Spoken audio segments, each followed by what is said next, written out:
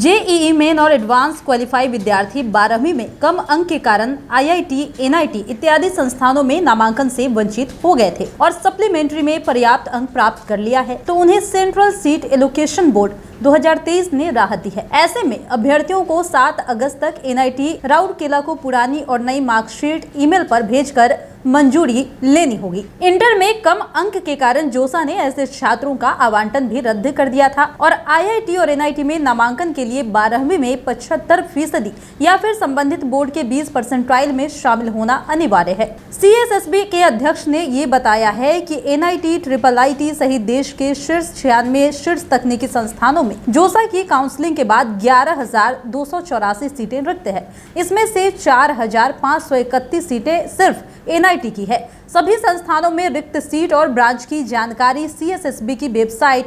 www.csab.nic.in पर upload की गई है। अभ्यर्थी रिक्त सीटों पर 7 अगस्त की दोपहर 12 बजे तक रजिस्ट्रेशन करेंगे। जोसा की वेबसाइट के अनुसार देश में आईआईटी, एनआईटी सहित 116 संस्थानों की 57,182 सीटें चिन्हित है। इस पर नामांकन के लिए जोसा ने 6 राउंड की काउंसलिंग संचालित की, जिसमें 45,898 सीटों पर नामांकन हुआ है। अब शेष 11,284 सीटों पर सीसैब के माध्यम से नामांकन होना है और वेबसाइट पर उपलब्ध लिंक के माध्यम से आवेदन भी किया जा सकता है। 8 अगस्त को पहले दौर के सीट आवंटन का रिजल्ट भी जारी किया जाएगा। एनआईटी राउरकेला के अनुसार ओसीआई साथ ही एनआरआई और खाड़ी देशों में काम करने वाले भारतीयों के 985 बच्चों ने डासा एडमिशन ऑफ स्टूडेंट एवराइट और काउंसलिंग में शामिल हुए।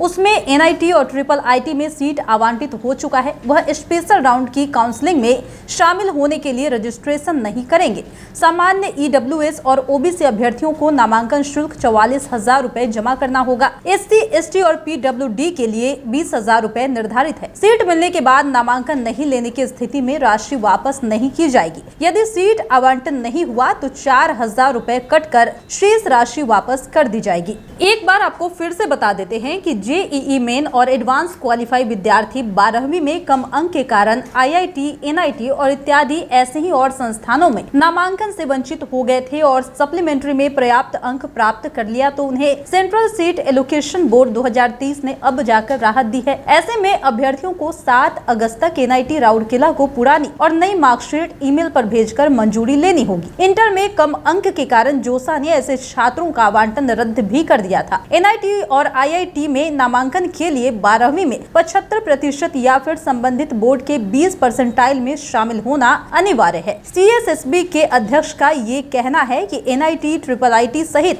देश के शीर्ष 96 तकनीकी संस्थानों में जोसा की काउंसलिंग के बाद 11,284 सीटें रिक्त है। इसमें से 4,531 सीटें सिर्फ एनआईटी की है। सभी संस्थानों में रिक्त सीट और ब्रांच की जानकारी सीएसएसबी की वेबसाइट www.csab.nic.in पर अपलोड कर दी गई है और अभ्यर्थी रिक्त सीटों पर 7 अगस्त की दोपहर 12 बजे तक रजिस्ट्रेशन भी करेंगे। जोसा की वेबसाइट के अनुसार देश में आईआईटी, एनआईटी सहित 116 संस्थानों की 57,182 सीटें चिन्हित है। इस पर नामांकन के लिए जोसा ने 6 राउंड की काउंसलिंग संचालित की, जिसमें कि 45,898 सीटों पर नामांकन हुआ है।